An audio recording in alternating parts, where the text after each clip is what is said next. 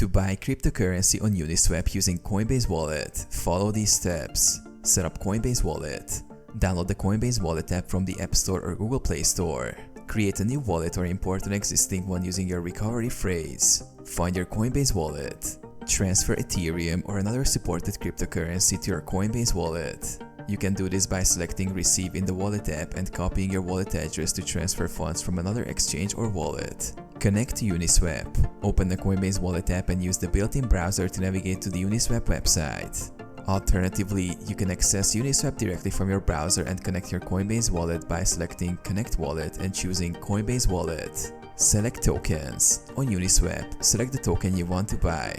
Enter the amount of Ethereum or other tokens you wish to swap for the desired token. Confirm the swap. Review the transaction details, including slippage and fees. Confirm the swap.